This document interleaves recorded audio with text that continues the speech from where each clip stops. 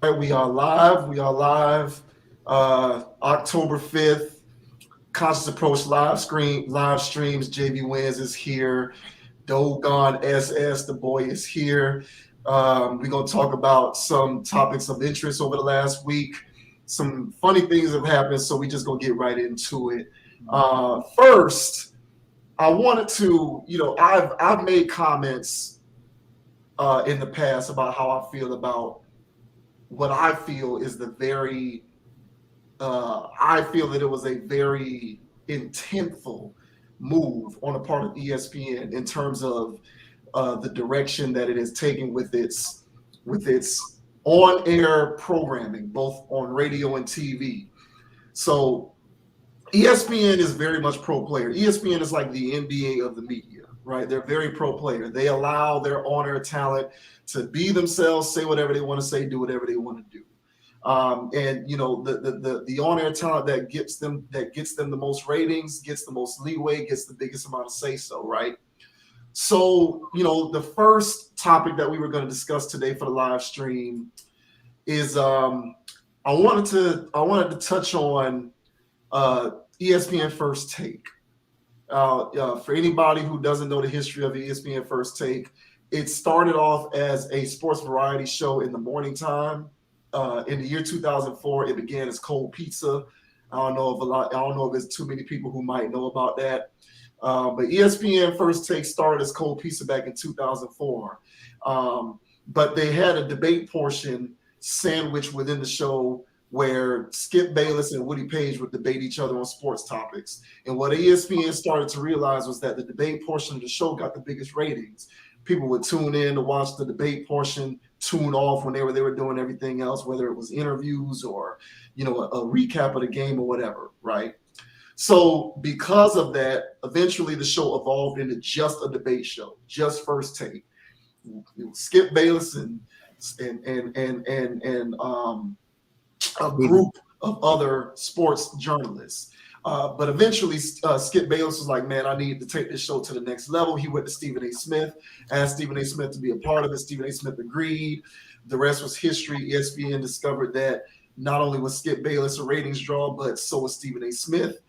Fast forward to today, Stephen A. Smith is ESPN's highest paid employee. It used to be John Gruden, but once John Gruden went to go coach the Raiders, it became Stephen A. Smith. I think Stephen A. Smith's current contract, just to be a talking head on television, is $12 million a year, which is a very, very hefty way to earn a living, just, essentially talking shit about sports all day. Mm-hmm. Now, Stephen A. Smith, if you follow a lot of this, has pretty much taken control of ESPN. The executives at ESPN, he's taking control of First Take. The executives at ESPN, they have final say-so in terms of, decisions about the show overall, who's going to be on it, whether it's canceled or not, what time it airs, how long it's on, all of that logistical stuff. But it's very clear that they go to Stephen A. Smith for his input. Stephen A. Smith is very much treated like a partner on that show rather than an employee. ESPN First Take was always the greatest ratings draw for ESPN. But lately, it was, highly publicized that Stephen A. Smith was the architect behind Max Kellerman's departure from First Take. Stephen A. Smith felt like the chemistry had worn itself thin. He felt like Max Kellerman had overstayed his welcome. He felt like it wasn't going anywhere anymore. And so he felt like the logical move was to move on from Max Kellerman. This is Stephen. And to Stephen A. Smith's credit, he admitted this as much. Like he was on a Hot 97 with Ebro and Rosenberg, and they asked him straight up, what happened? And he said, yeah, that's true. I personally did want him off the show. And Stephen A. Smith explained why. And so what has happened is, with Max Kellerman leaving First Take, the current iteration of the show has Stephen A. Smith and then Molly Karam as the moderator. And then each day of the week, there's a different person debating with Stephen A. Smith. So you got Michael Irvin on Mondays. You got Keyshawn Johnson on Tuesdays. Wednesdays, you got Marcus Spears and The rest of the week, you got all of these different people: Jeff Saturday, Mina Kimes, Dan Orlovsky, all of these people, right? But me personally, when I'm watching this, I'm sad because the minute that they made this move, I knew it was a bad idea. I don't know I'm not in Stephen A. Smith's head. I'm not next to Stephen A. Smith. I don't understand why he was so convinced that removing Max Kellerman from the situation equated to a better show. I don't understand that line of thinking. I don't get it. And when I watch the show now, I feel as though it's a shell of itself. It's not nearly as good as it used to be. You can say what you want about Max Kellerman's ideological leanings or his opinions, but you can't refute the fact that when it comes to sports debate, he fit right in within the fabric of that show.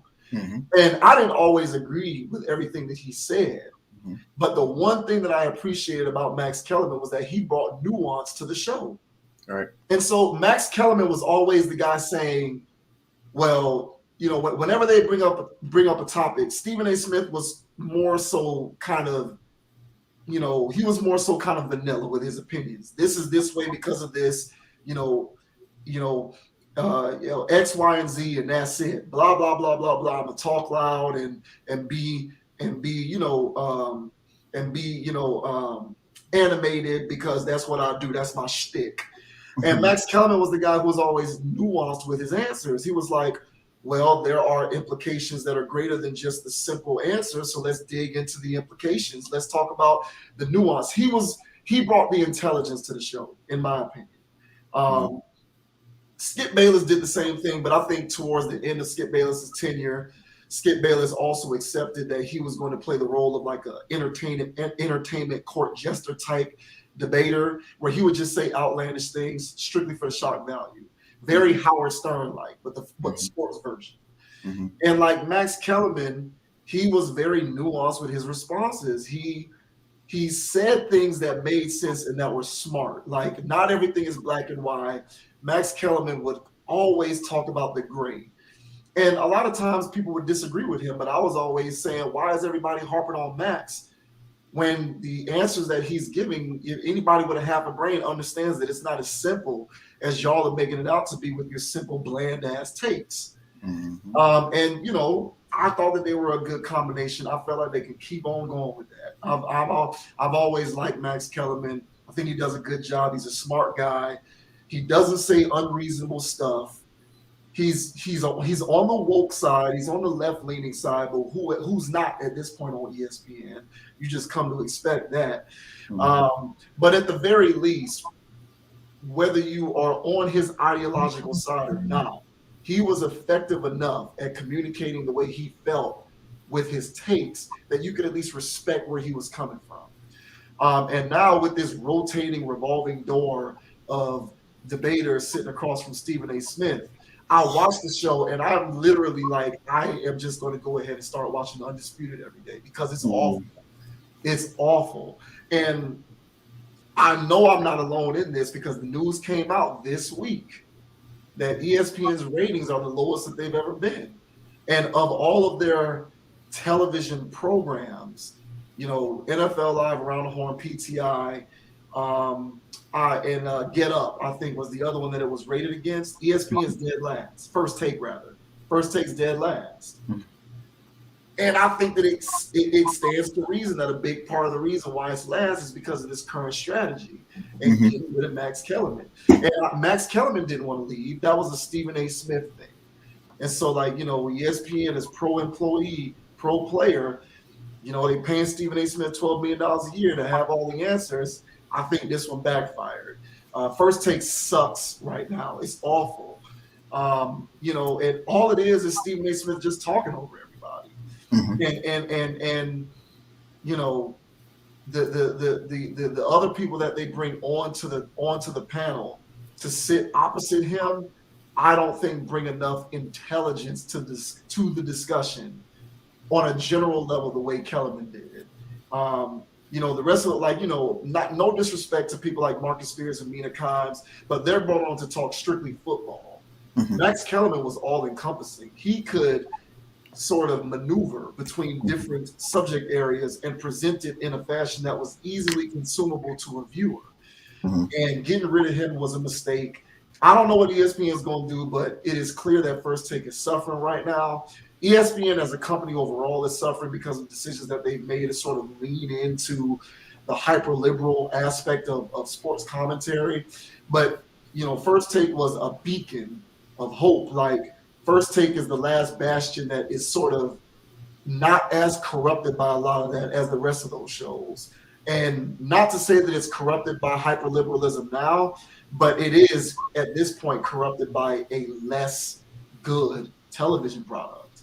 Mm-hmm. I agree, and I think this stems more or less from whatever. I feel like Stephen A. Smith. This was an ego move, 100. Yeah. This had nothing to do with anything else besides his own personal ego. And when he was on Ebro and Hot 97 and stuff, he was basically trying to play it as, "Oh, I've been trying to make this play." Yeah. And I call BS on that. He may have, but for the trigger to actually get pulled now, the timing of it, it seems a bit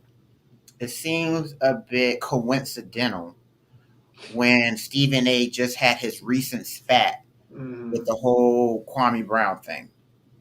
And I think his ego in this situation got a little bruised, not all the way, but a little bruised, and he was feeling some type of way of how he was being called out.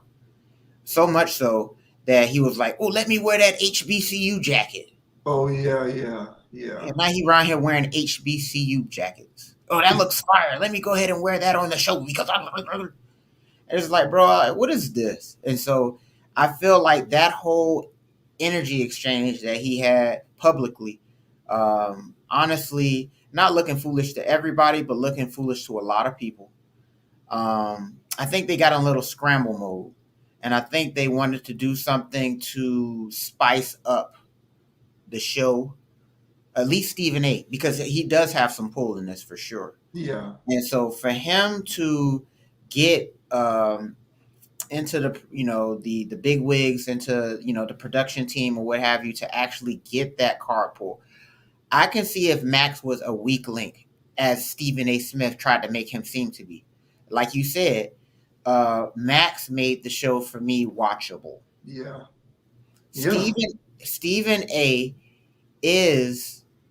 he thinks he's entertaining. Yeah. So he does all of his stuff, like you said, his shtick, and he's just being loud, overly dramatic, making noises. He's not funny.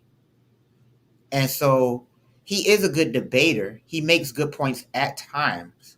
But overall, you can see when he has a lot of filler in there and he's just trying to be entertaining. Mm-hmm. Max, on the other hand, like you said, he's so versatile when it comes to basketball, football, boxing, tennis, anything. Yeah. This guy knows sports and he can talk about it in an intellectual way. Yeah. Stephen A. Smith is relegated to basketball only. Stephen A. Smith knows his basketball. He doesn't know sharp about football. Yeah. Whenever there's a football situation coming up, his angles aren't as deep as NBA angles are. Yeah. It's very obvious. Mm-hmm. And so if we want to talk about talent, acumen, and things of that nature, what people are bringing to the table, you can clearly see that Stephen A. has he's not as versatile. Right. He's like we would need him to be like more of a Swiss Army knife if we're dealing with sports on ESPN. You know what I'm saying? And he's a one-trick pony to me. If I'm listening to Stephen A. Smith, it's generally centered around basketball. That's the only time I'm taking his opinion seriously. Everything else is just a joke to me. And it's like I'm waiting for the next person to speak if they're talking about NFL football. It's Philadelphia Eagles, Dallas Cowboys. It's like his non-basketball takes are weak at best. I feel the exact same way. I agree. I've always felt like, but see, that's the thing. As a media company, ESPN is like, what is bringing viewers to the television screen? Okay, Stephen A. Smith is a draw. So let's put him everywhere. But that's not really the best use of put people in the right seat. That's how you succeed. Right. So you're giving Stephen A. Smith his own Sports Center show and his variety shows, and you know what I'm saying? Like, it's just too much. It It's is. too much. It is. And beyond it being too much, giving him enough, and this is kind of sounding, it's sounding like this applies in business and in life in general. So this is less a Stephen A. Smith thing specifically, and more so what not to do in business, right? Like, you put the right people in the right seats in order to succeed, and you stop trying to sort of extrapolate or exhaust everything that you can out of a particular resource by putting that resource in places where it is not as easily applied in order for you to meet your ends for success. And so what we've seen with Stephen A. Smith over the course of several years at ESPN is you're putting him everywhere because you think no matter what the content is, people are going to tune in because they're tuning into personalities. But sports is kind of independent of that. No one wants to watch you, no matter who you are, if you don't know what the hell you're talking about. Right. And so, like, it's one thing to put them on the jump, or to have most of the topics on First Take be NBA topics, which obviously is hard to do when the NBA is in the off season and the news is slow to trickle in. But that's when in those situations it helps to have an individual that can balance, who's a good counterpoint to a personality like Stephen A. Smith, to bring the intelligence and nuance to the show. Right. And getting rid of Max Kellerman was not the way to go about doing that.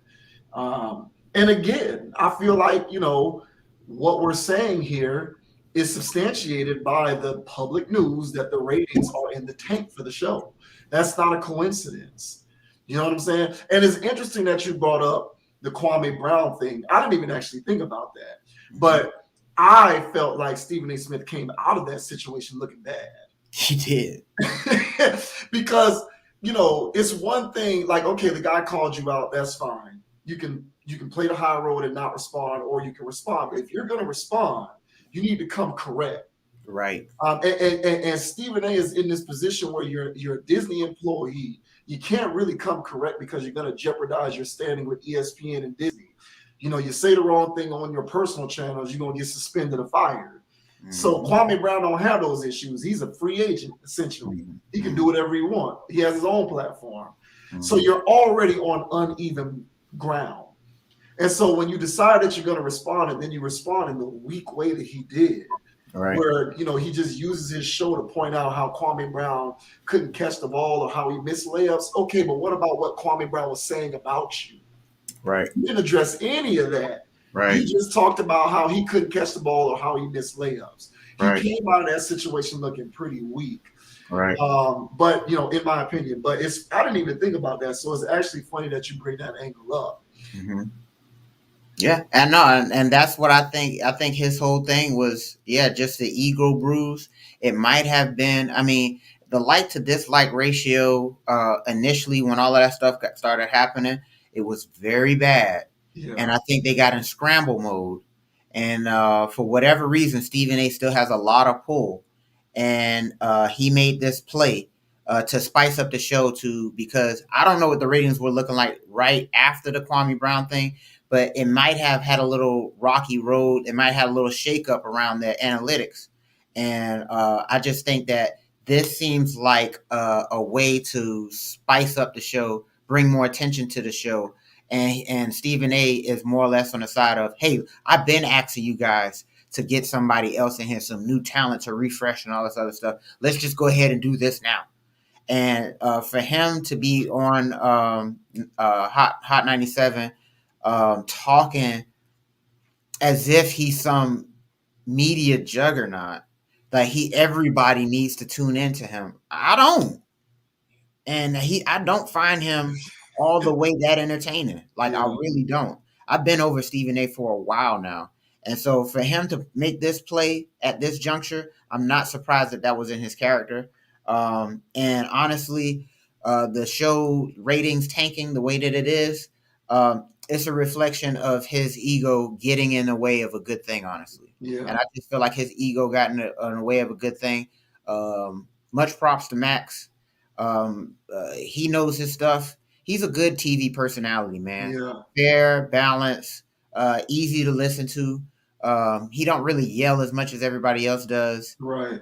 He's easy going. So I've always respected Max, and I just felt like it wasn't a good play, man. Yeah. And it just wasn't a good call. So yeah, man, I'm not a fan of this, bro. To be honest. Yeah. I just that was the wrong decision.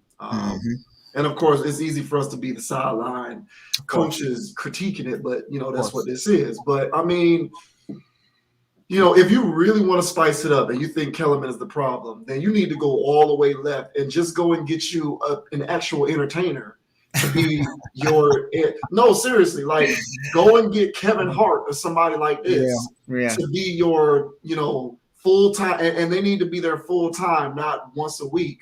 But if you really want to spice it up, go and get you somebody in the entertainment industry who is willing to commit to maybe a year-long contract to be a permanent First Take co-debater with Stephen A. Smith for an entire year, Monday through Friday.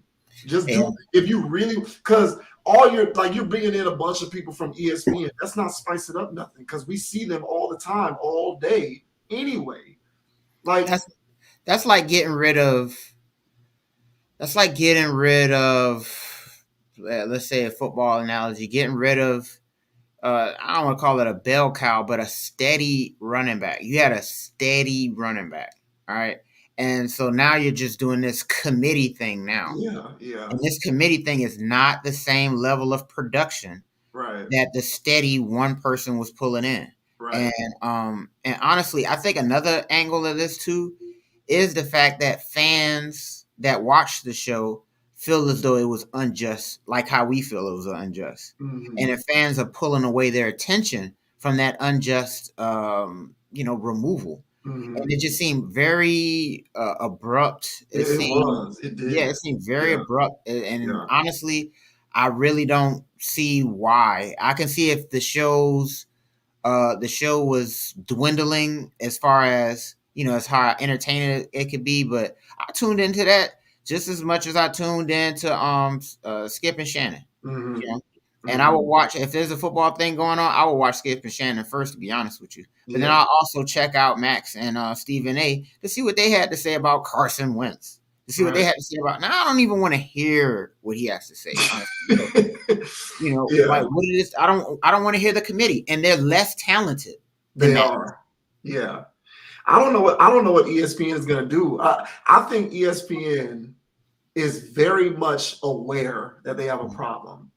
Yes. And I think that they are trying to figure out a way to get back to the Dan Patrick, Stuart Scott, Keith Olbermann, Scott Van Pelt days. Man, great days. Great days, man. I think ESPN is trying to figure out how can we get back there, because like this decision that we've made to bring on all of these left-wing liberal people to always, we've already done ourselves a disservice by allowing ourselves as a media company to become fully entrenched in hyperliberalism. But on top of that, we're now making strategic personnel moves that are deteriorating the quality of what programming we have left. I think that they know they have a problem. And certain things that are happening behind the scenes there is evidence of that. You got people leaving, they got Michelle Beadle out of there because every day she couldn't help herself but to talk about how every man is a sexual predator and how every woman is a victim. Get her out of there. Right. You got some of these other younger folks, but they're kind of on the same wavelength from an ideological standpoint. Like Katie Nolan, she's out of there. News broke this week, Bomani Jones is out of there at the sometime next year, like in February or March of next year. He's gone. Dan Le Batard, I'm a big fan of Le Batard. Now, he left of his own accord, but he was another guy who said whatever he wanted to say and gave it to you straight and did things his way, and ESPN, wanted to restrict him And Right. because he was unwilling to allow that restrictiveness, he said, we'll just part ways and move on. But ESPN is a lesser version of itself with Levitard not there no more. By far, he produced the best content on ESPN, especially on the radio, and he's gone. And you replace it with like vanilla, like Mike Greenberg. Like no one cares about that stuff. So I think they know they have a problem. They're trying to fix it. I just don't know if the damage has already been done because you turn over to Fox, and Fox is taking all Fox is doing is cherry picking ESPN's previous personnel and just letting them be great. You can say that they're copying ESPN if you want to, but Fox is over there producing better shows at this point. I mean, Undisputed at this point is a superior product to First Take. Colin Cowherd is far better than anything that ESPN has on radio. Used to be at ESPN, also left for the same reasons. Like, ESPN is a shell of itself. All I do at this point, if it wasn't for ESPN's TV contracts and the fact that you're going to watch ESPN for NBA games and Monday Night Football and college football, it would be a wrap. It would be a wrap. So, maybe they'll figure it out, maybe not. But, it is what it is. But we'll go ahead and move on, man. Good luck to ESPN, Stephen A. Smith, and First Take. But y'all need to bring Max Kellerman back. Yeah. But they probably won't because Max doing good. They done gave him the show in the morning with Keyshawn and Jay Williams, and then they done gave him his own hour or 30-minute long show in the afternoon. So we'll see what happens. But we'll go ahead and move on. Next topic on the live stream. This was pretty funny. So Umar Johnson is trending again. Mike Tyson. Now, correct me because I'm not. Was that Freddie Gibbs' podcast or was that Mike Tyson's podcast? That was Mike Tyson's podcast. Okay. So Mike Tyson got his own podcast. He was on there with Freddie Gibbs. The subject of Umar Johnson they were talking about, women in previous generations. They were talking about non-black women. So they started talking about white women, attractive white women from like the 80s and 90s. And Freddie Gibbs made a joke saying that Umar Johnson ain't gonna like that. And Mike Tyson didn't even know who Umar Johnson was. He was like, who is this person? Does he not like white people? What's the problem? And Freddie Gibbs was just like, no, it's not really like that. He just is not really the biggest fan of interracial relationships, specifically between black men and white women. And Mike Tyson was like, I don't understand how he can be for anybody or black people in general if he has hate in his heart and all of this other stuff. And, Freddie Gibbs was like, I don't know how you can be like that either. It's all weird to me. He has some good ideas about black empowerment economically, but other than that, I kind of turn the other cheek when he starts getting on his soapbox about, interracial situations and white women and white people and all of that. And Mike Tyson was like, yeah, well, is he wealthy? Other than that, he was like, okay, he has opinions about black empowerment and how to get wealth, but is he wealthy? And Freddie was like, I don't know if he's wealthy. And Mike was like, well, how much is his opinion really worth it if he himself is not wealthy? Which isn't the worst, which actually is not a bad point. But yeah, Mike was just like, I don't really put no stock in anything that Umar got to say about anything related to this because who is he? And then Umar, in Umar fashion, responded by saying he ain't going to disrespect Mike Tyson's legacy by saying he could defeat him in a boxing match. But he does believe that he can go 5 rounds with Mike. He can last 5 rounds. So just to put this into context, Umar Johnson didn't address any of the comments made by Tyson or Freddie Gibbs. He mentioned that it was coonish, but he didn't get into specifics. He just said that the comments were coonish. So you can take that for what it's worth.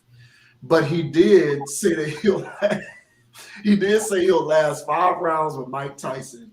And then he set the phone down and started airboxing to show that he could last. I don't know what he was doing. But he was like, I can last 5 rounds with Mike Tyson. Set it up. Somebody let me know what y'all think. And that was Umar's response. But it was funny. But I understand that you had some thoughts about that. Yeah, man. And you covered it well. And my thing is that, Freddie Gibbs was, like you said, just making a joke. For whatever reason, he brought up Umar's name. And Mike Tyson had a genuine reaction to it, in the sense of, hey man, well, what is he about? And Yeah. then, like you said, when Freddie Gibbs said what he was about, basically like he's not into interracial marriages and stuff like that, Tyson's entitled to his opinion, all right? And fair enough, Umar is entitled to defend himself when he feels as though he's been wrongly wrongly perceived, if you Yeah. will. Yeah. Characterized. Yeah. Characterized, correct. Yeah. Right. And so now what Umar, but my take is, with Umar, is the finesser in him. All right. My thing is that he is putting on an act, a charade. All right. He's a bit of a narcissist, if you ask Mm, me. mm, And he's a person who can articulate the struggle very well, and he uses that to manipulate um, donors, right, and supporters of his, to fund his lifestyle of just Facebook Lives yeah. and Instagram Lives, of him overly articulating the struggle and what have you. And yes, he does have an issue with interracial marriages and interracial relationships and stuff like that. And he feels as though you're not being truly African and truly Pan African if you are out here, dating people of a different race, which is all fair. Everything's all entitled. But my whole thing is how, like you said, how Umar responded to this. It was so comedic. It Yeah. was so what's the word? It was such a parody. Yeah. Nothing about him is serious anymore. And so Umar Johnson himself, to me, uh, is basically a caricature of what people believe woke is. And so when there's a lot of people out here that are just new to the game and just trying to find out about their own history, trying to find out what's going on in the world, and in regards to race relations and all of that stuff, Umar Johnson provides an excellent source for beginners, Mm, and to actually find some value in, like, Black history and all this other stuff. So Umar can go for an hour saying all kinds of stuff, but it's all rhetoric, no action and anything like that. We can get into stuff about that school that he was supposed to build years ago. We can get into all kinds of things. But the guy himself is just an internet meme to me. He's an internet personality strictly. And so this was a reflection of how he responded to this. I can go 5 rounds with him. I'm not risking my life for $50. The nosebleeds is gonna be $250. Nosebleeds would be $250. It's gonna feed. It's gonna what fund the is that? school. What is this thing that he does where he'll repeat himself? Like, what is that? He's It's been doing mind that for the control. longest. Like, he'll say nosebleeds going for 250. Nosebleeds going, like, why the repeat? Why? I'm not trying to take the conversation off the rails, but No, what is no, no. this? It's a mind control tactic. So he repeats himself. So he can get people to believe the stuff that he says. So if he says something once, then people might not pick it up. But he repeats himself so people can believe what he said. If he says something once, people are not going to believe. But if he repeats it, he just does it over and over again, because at that point people go, got it, got it. I'm going to be in North Carolina this upcoming Tuesday. Next Tuesday, I'm going to be in North Carolina. And it's like, bro, what are you talking about? The people that stick around and hang around for that outside of the comedy, because I watch it for the comedy. When I sit there and I watch him say certain things, we talk about certain social issues or whatever, I laugh at him. He's absolutely he got me back in the day. So I told you, like, for beginners and stuff like that, even when I came across him, I didn't consider myself a beginner. I just trusted him and believed in him. But after so many years of so much cap, I said, I can't go for this anymore, Umar. You're just a fraud. And so this whole thing here, where he's just using this situation, all right, to leverage more donations, leverage more gift cards, leverage more potential wives. This guy's just all cap, man. And so yeah, man, I don't have anything wrong with what Freddie Gibbs had to say. I don't see anything wrong with Mike Tyson had to say. And honestly, I really don't see anything wrong with Umar had to say if I look at it through a comedic lens. Yeah, yeah. And so, but if I felt as though this guy was really out here supporting our people and really supposed to be, down for the cause and stuff like that, he wouldn't be joking so much. But I just think this situation, I think it was just, to me, I got a great laugh out of it. But for anybody out there that thinks Umar out there has a sincere, legit bone in his body, I'm here to tell you that I believe the guy is all an act. He's all a front, and he's only out here to finesse people for donations. So it's my take on that one, bro. Yeah, yeah. So the question becomes, why is he able to respond in that way? Because clearly the way that he responded was purposeful, right? Mm-hmm. He's a smart enough person to know he's not responding to the actual comments made by either Mike Tyson or Freddie Gibbs. Mm-hmm. So I am going to trust that he is smart enough to know he's not doing that. Therefore, he was doing it that way on purpose. Right. So if when you're doing something on purpose, you're doing it to meet an end. There's a gain to be had. That's why we do anything intentionally. Mm-hmm. And so for me, it becomes, how is it that he can respond in that way intentionally in order to meet a goal? And, the way that I answer that question is I sort of tether it back to the issue that I've always had with him, mm-hmm. which is, now again, let me preface by saying morality, ideology, your personal political leanings, your social leanings, those are yours and yours alone. Mm-hmm.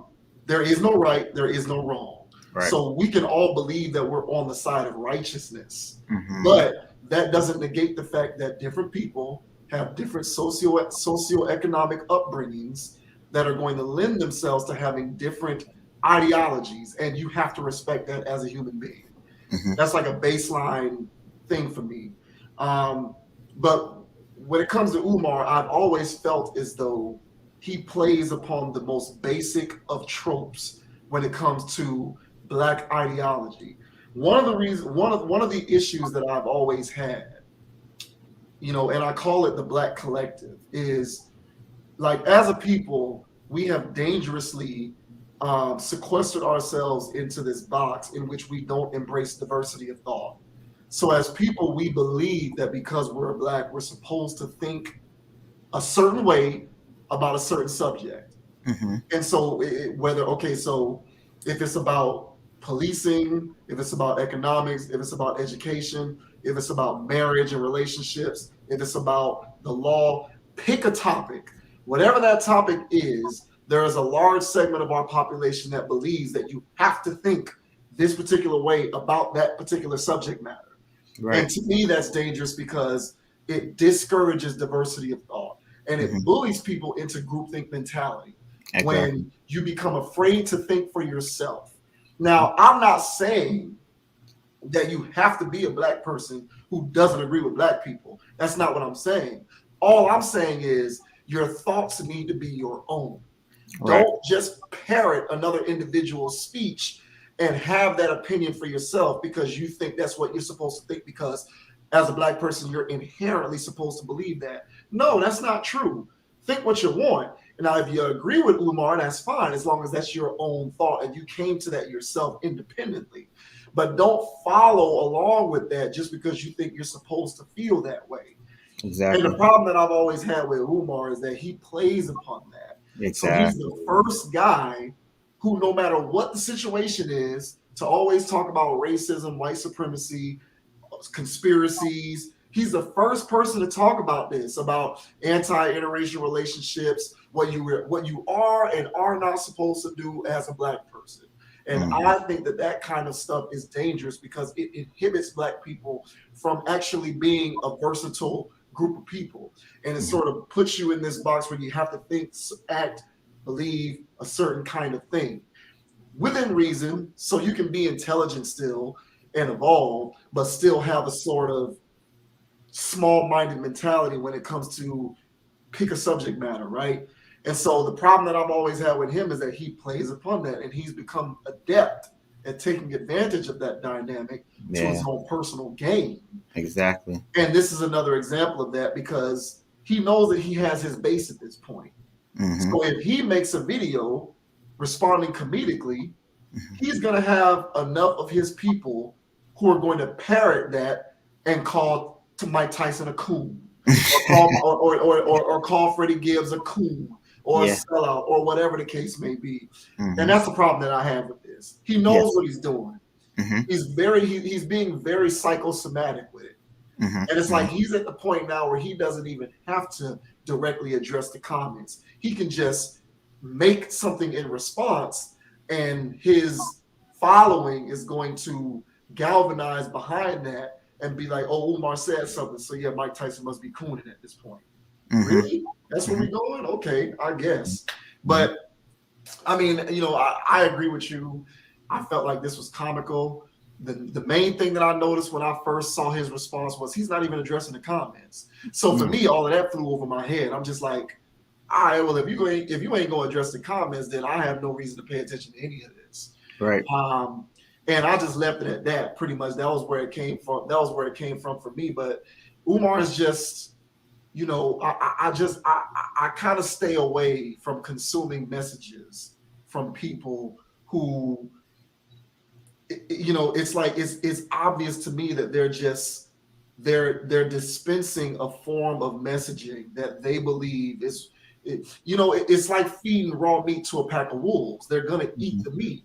Mm-hmm. So if you spend enough time sort of revving black people up on this racism and this white supremacy and all of that, if you spend so much time ingratiating yourself within that type of rhetoric, yeah, man, people are going to get, you're going to get people riled up, and they're going to get angry, and they're going to act out, and they're going to become angry, and they're going to become motivated to be anti-establishment, even unreasonably so.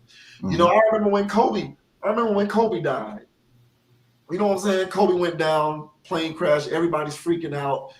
Umar was the first person to get on Facebook on a live talking about how the government took Kobe out.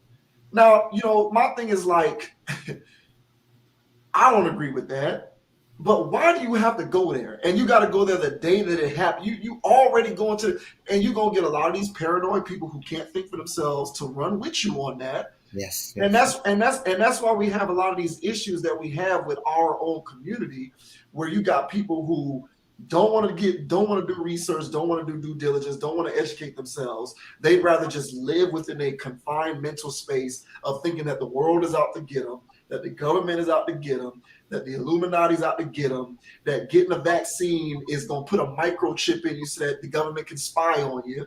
Like, a lot of this type of stuff comes from people like him. Maybe not him specifically, but comes from people like him. And when you give the people that type of messaging for so long, mm-hmm. you eventually get to a point where you're above board and you can essentially respond or just be present in any way you want. And that following is going to be there to sort of pick up the mantle and assume that that's what you're trying to say. Mm-hmm. And I don't think that does anybody any good personally, but not factual, bro. And just to double down what you said, piggyback off of it, he's just playing off of people's frustrations. Yeah. And that's why I said there's like levels to self-discovery, knowing your history and all this other stuff. And when people are just genuinely frustrated because of, disenfranchisement or what have you, right, they're looking for somebody to help get them out of that frustration. And then there's people like Umar who pander to those people and then lead them astray. Instead of leading them to a proper way of thinking for themselves, showing them how to do their own research, he acts as though he's the library. He acts as though he's the one that came up with all these theories. And if you want any more of this, donate to me. Send me more money. Yeah. Hey, women, I'm send me your resumes. All right, for my wifey resumes. He's just out here for himself. All of the stuff that he talks about as far as white supremacy and all this other stuff, all this, the social constructs that he's pretending that he's against, All right. He's out here pretending to be against those things in order to manipulate the people who actually feel a level of frustration due to socioeconomic disadvantages. Yeah. And so now he's out here like, oh, yeah, just give me your money, though. And so now he's even taking money from the people who are socially and economically disadvantaged. It's so ironic. Yeah. Yeah. It's so ironic. He's hurting the same people he's claiming to help. Yes. Yeah. And so that with this guy, that's why he, to me, is an absolute clown. I laugh at him every time he opens his mouth. You know what I'm saying? I laugh at him every time. Like, I'm gonna repeat myself like this, man. He's a joke to me. So when Mike Tyson had to say what he had to say, because Umar was like, "Oh, you acting like you don't know me." Everybody know who Umar Johnson is. He basically talking in third person. Like, everybody know who Umar Johnson is. Like, oh, really? Do they? And so, and you can't be black and not know who I am. Yeah, he said that. And so he's acting like, that's why he was coonish. And it's like, look, man, you out of your mind. Yeah. For real. Out of your mind. Yeah. Well, yeah, man. So this whole situation, I felt like Mike Tyson had a right to his opinion, like I said earlier. And so it's like, who are you to me? Who are you to make such a statement? This is a big world, bro. And that's a very narrow way of looking at things. You know what I'm saying? So who is he to say that? That was his whole point. You know what I'm saying? And so, and for him to go, let's box $250, money again, $250 a ticket for the nosebleeds, $250 for the nosebleeds. And repeat. I can't with this man. But yeah, man, I'm pretty sure Umar is going to be in the news yet again, and I'm here to dunk on him once he does it again. I swear, bro. I swear. Yeah, man.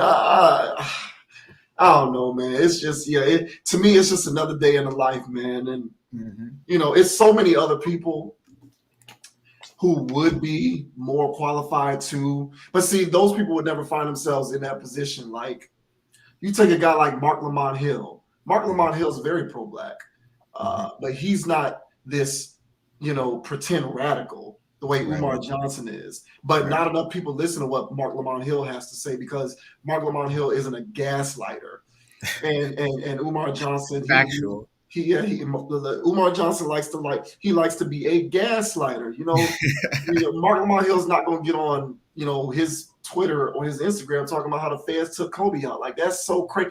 And the thing about that is people listen to this nonsense, because I know one friend that I have in particular, personally, who to this day believes the government took Kobe out. He believes the government took out Kobe. He believes the government took out Nipsey Hussle. He is just in his world of paranoia and just constantly looking over his shoulder for the boogeyman. And it's no coincidence that he's broke. You know what I'm saying? It's crazy. We'll go ahead and move on that note, man. Last topic of the day. We're going to get into this situation with Urban Meyer, bro. Look at this man. What is Urban doing? What is Urban up to? Like, he in Jacksonville wilding. Like, what's happening? Yo, okay. I'm not even gonna get into the history with this. I'm gonna just come right out and say this is stupid as hell. So, and there's so many ways. There's so many different ways to tackle this. I guess I'll just say that, and you and I have had conversations like this before. I find myself increasingly uncomfortable with how personal morality and sports are intersecting. I find that very uncomfortable. I'm uncomfortable with that because Urban Meyer could have been the next dude getting danced on by a girl at a bar, but because he's the coach of the Jaguars, it's a problem. And the thing is, I was watching Speak for Yourself today. Marcellus Wiley, Emmanuel Acho, and they were talking about this.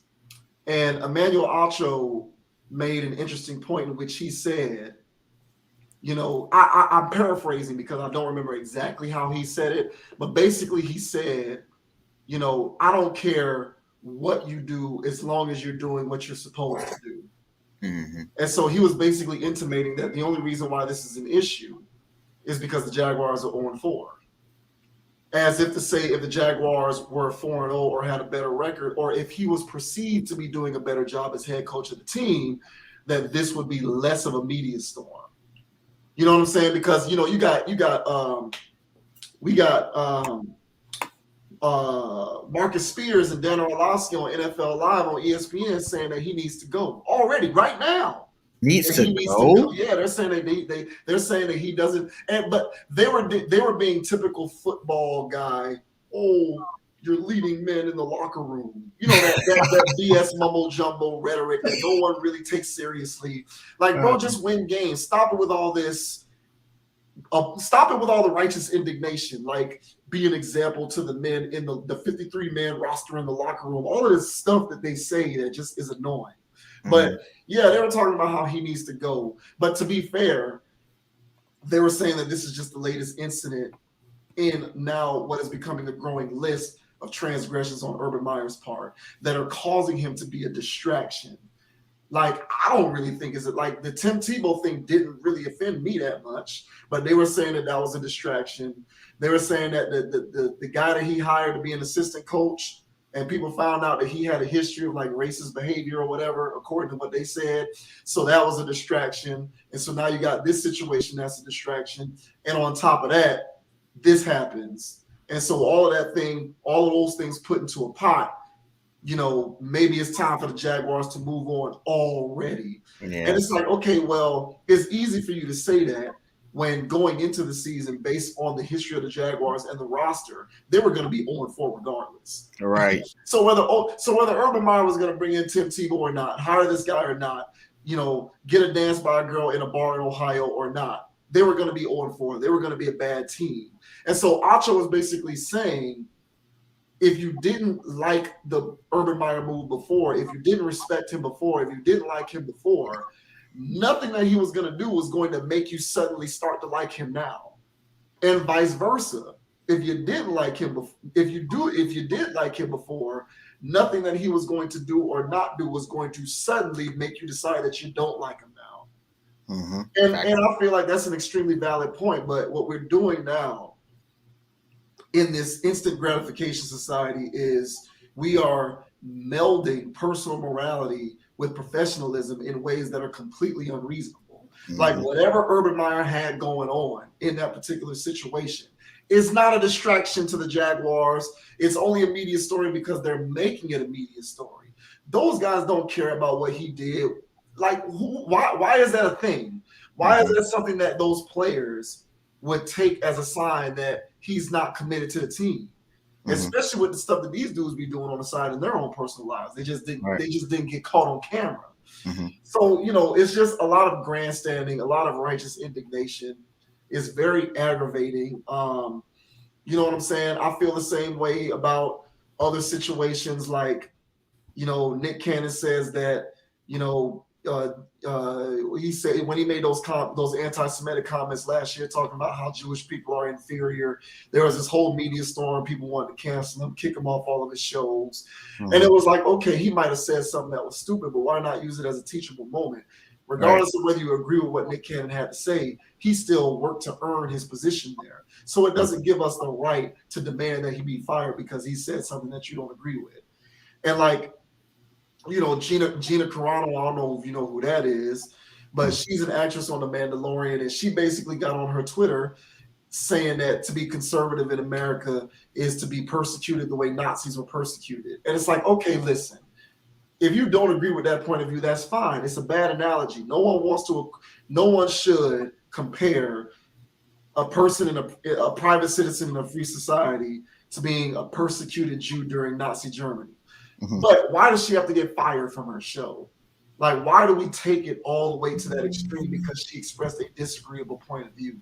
And Urban Meyer didn't even say anything disagreeable. He was just apparently dancing with somebody in Ohio. Like, who cares?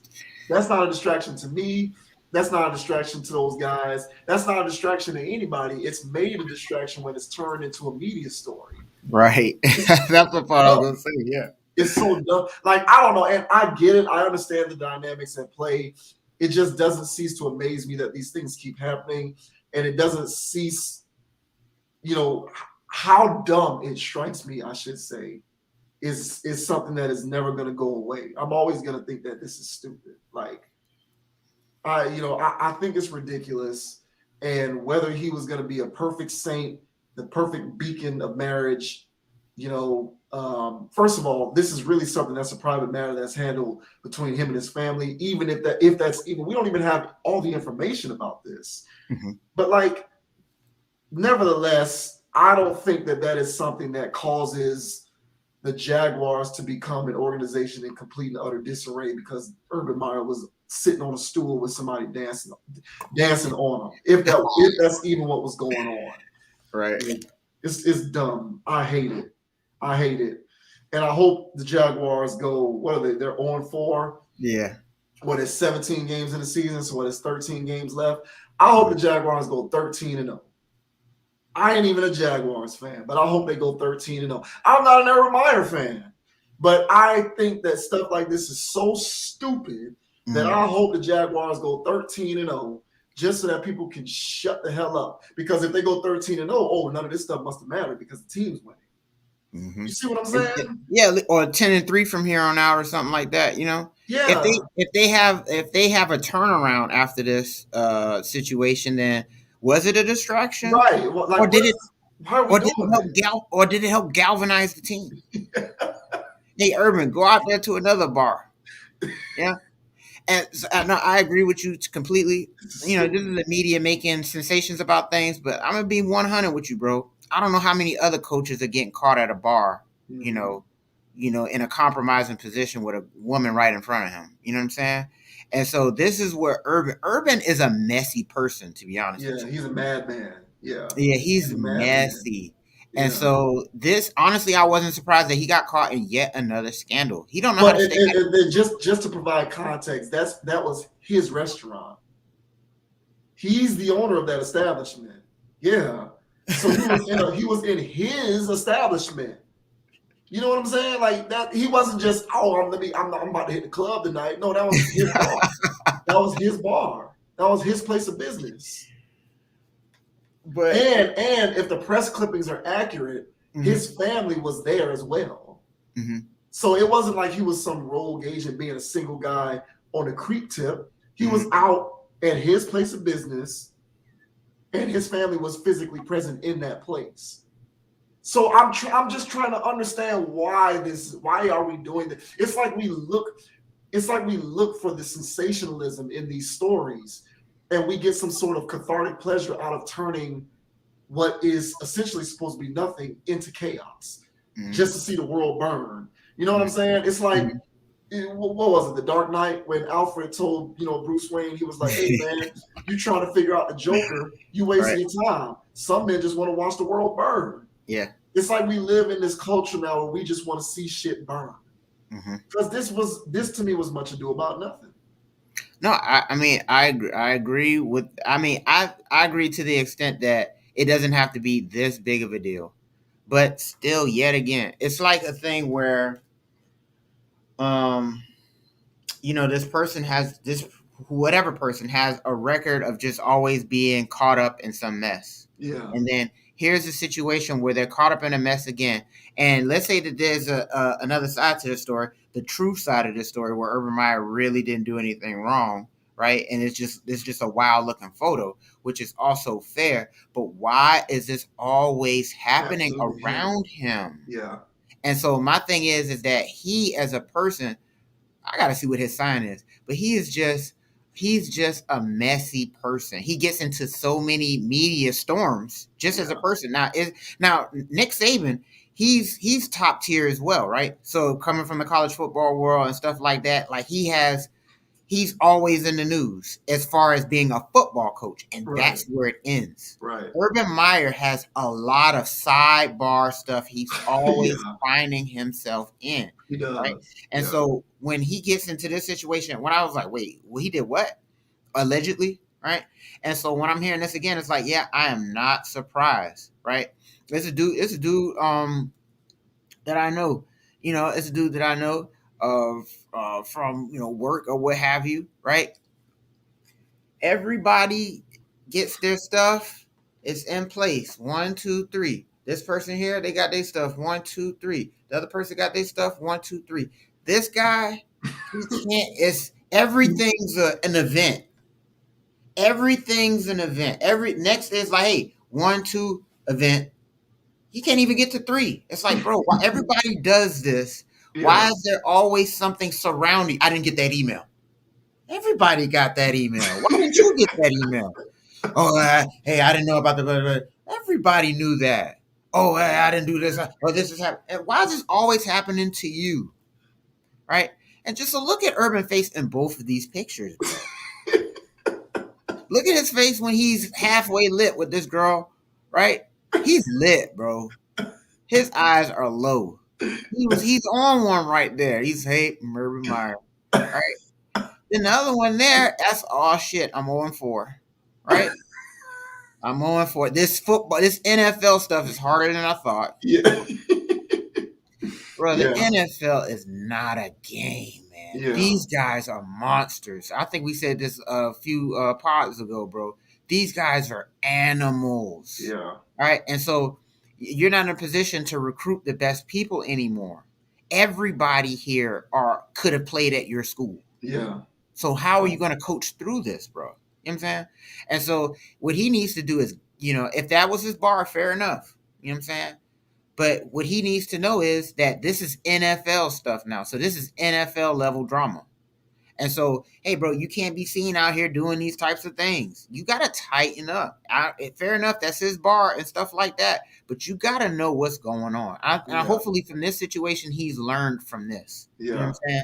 Yeah. But he keeps getting caught in these situations as if he's ignorant to the fact that you're Urban Meyer. Right. Yeah. Yeah. You're Urban.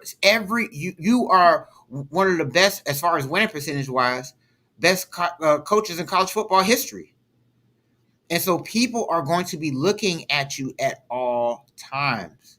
So how do you think it's going to play over when you have a wife and family? When you have some girl that's taking selfies? Look at this girl. Yeah. Did she upload this to her Snap or her TikTok? Get out of there, Urban. Yeah. Get out of there. And so is this going to be a distraction for the football team? And this is the part where I feel like the media storm takes it too far. Is this going to be a distraction for grown-ass men who get into worse stuff than this? Yeah. Absolutely not. Just like how you said, there's guys out there on his team right now getting into some mess that's more shardy than this. Yeah. You know what I'm saying? So I don't really see this as being a distraction for grown-ass men. I would actually laugh. Damn, coach, what you had going on? Right. Yeah. That's it. I'm going back. So he's not coaching high school or college kids anymore. So he doesn't have to be with his Disney Channel, dad across the street type of stuff anymore. If he wants to go out there and have a good time, let the man go out there and have a good time. You know what I'm saying? He wasn't out there, you know what I'm saying, with a Magnum condom on, taking the wrapper off. Right. It's like, damn, Urban, what you got popping? Yeah. This is just regular standard issue stuff, man. Let the man live his life. And I did not know that was his bar. All the more reason that this man buying his own business, So yeah, I think the media, when they get their hands on stuff, they love to hype things up. They love to make people the villain or what have you. And I'm a mixed bag on Urban Meyer. I think what he does in college football, at least with the recruiting and putting those guys on the field, is low-key genius. What he did from everywhere he went, from Utah to Florida to Ohio State.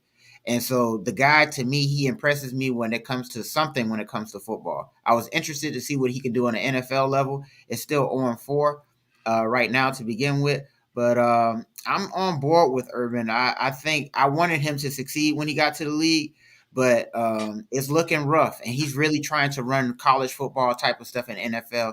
And I think he's getting a very rude awakening, man. So shouts out to Urban. Shouts out to Snapchat Chick. Hopefully you can get his act together, man. Hopefully you get his act together, man. Yes. We won't spend too much time on this, but yeah, I just think sports.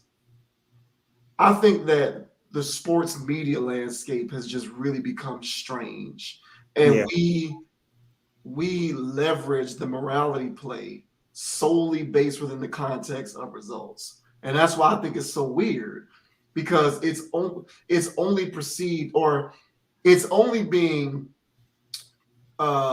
characterized as a distraction because the Jaguars have a losing record. So it must be distracting because they're not winning games. But that to me is such lazy logic. Exactly. That's such lazy logic. And it's like, okay, if they are winning, then this would just be an afterthought. Oh, look what Urban got into, blah, blah, blah. But I don't know, man. I just, if they were winning and this happened, let's say if they were 3-1 right now, and then they went on a 1-3 stretch after this, for instance, right? It was this that did it. Yeah, and they're looking and so I think we said this before, at least off the air or something. But what ESPN does, or not even ESPN, just sports media in general, what they're looking for is sports celebrity gossip. Yeah. And they're just looking for gossip. And it's just like, ooh, this is some tea. This is hot. And they're like, let's play this card. Is it distracting the Jaguars? Yeah. Are they actually 0-4 because Urban Meyer can't stay sober? Are they 0-4 because Urban Meyer doesn't know how to control his social life and balance it with a professional football team? Yeah. Give me a break, bro. Yeah. You know what I'm saying? Give me an absolute break. Just trying to fill airtime, honestly. Yeah. Honestly. It's goofy. And it's goofy, and it just reeks of, yes, thank you, Urban Meyer, for giving us content. That's what it seems like. It just, all of this stuff seems like, yes, you just gave us content. It's like, when somebody does something stupid, when Brittany Renner and PJ Washington break up, or in the grand scheme of things, does it mean anything? No, but it gives me content to make a video. Right. And that's how ESPN treats this stuff. Like, yes, this gives us several segments on Get Up tomorrow. Yes, content. And the only thing where I have an issue is when that approach does lead to people being forfeited of opportunity. That's when I'm like, you gotta be kidding me. Like, the Jaguars had to release an official statement about this morning because they just had to release. And I'm just like, what? And what? Why are they releasing official statements? Like, what are we doing? An official statement about regaining the trust of the organization? What did he do? Regaining the trust? Yeah, that's what the letter said. The owner wrote it. The owner was like, he's going to work hard to regain the trust of the organization, and I believe that he will do that. And you know what I'm saying? I'm just like, well, damn, I hate to see what the reaction is going to be when he really does something bad. Right. Like, I don't know. It's ridiculous, but it's all fun and games until people get fired, and that's when I get mad. Like, we're letting people go because of dumb stuff like this. Stephen A. Smith a couple years ago said something. Oh, I remember. What was it? It was something that they were talking about on First Take. I forget who. Oh, it was Ray Rice, I think. Was it? It was one of those domestic violence situations with a football player. Probably Ray Rice. And I believe it was Ray Rice, and they were talking about Ray Rice on ESPN, and Stephen A. Smith was like, we don't know what the dynamics of their relationship is. We don't have any other information. We don't know if there was anything that she did or said that could have provoked Ray Rice into acting that way. And Stephen A. Smith wasn't condoning anything, and he wasn't saying that it was right. He wasn't saying that that's what happened. He was just saying we don't know. And ESPN suspended him.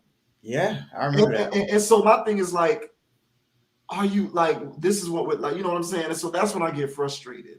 And, whether I'm a fan of somebody or not, I believe that if you work to earn a position, it should not be taken away from you because you express disagreeable points of view or because you do something that you think is morally reprehensible. But morality does not have a black and white.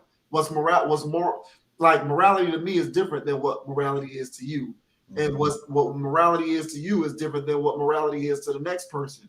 We have different ideas about what is and is not morally just. So all of this And so trying to apply a streamlined uniform standard to something that does not have a uniform, to me, intrinsically makes no sense. Mm-hmm. But that's what we're doing with this stuff, especially with sports, where we're trying to sort of make sports and sports figures out to be this beacon of morality, to the point where if someone does something that, I don't know, it's just, I don't know. I think it's real stupid. I mean, it's righteous indignation, and I would love to see this stuff go away, but I know it won't. It's probably just going to get worse. Yeah, exactly. And just the words that they were using for some of these headlines too, because when it first popped off, I woke up, looked at my phone, and you know how sometimes you look up in your phone or what have you, there's articles that pop up or whatever whenever you're trying to do a Google search. And so it said Urban Meyer scandal, and I was like, I'm not surprised. I'm not surprised. And they're still using scandal. They're still using scandal as a word to describe this situation. Mm-hmm. I don't see what's so scandalous about it. You know what I'm saying?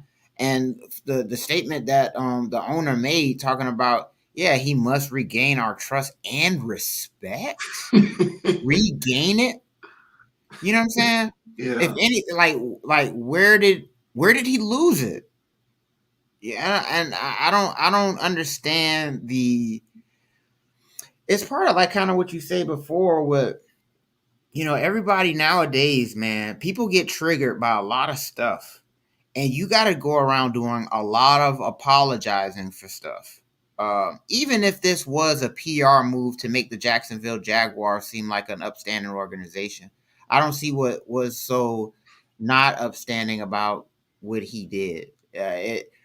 Granted, the man's a married man and all this other stuff and all that, but again, it's not like he was, splacking in the middle of the dance floor. Yeah. And, you know what I'm saying? And clearly, rubbing areas and doing, it's like, bro, let the man be a grown ass man. Yeah.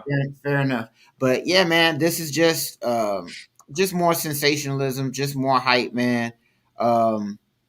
Urban Meyer has a lot of haters too, so a lot of people are eating this too. So it goes both ways, and I think that what the media does when they have situations like this, when they have somebody on the line like an Urban Meyer, where they're so polarizing, you're either pro-urban or you're anti-urban. I don't really know so many people that are in between outside of myself. Mm-hmm. You know what I'm saying?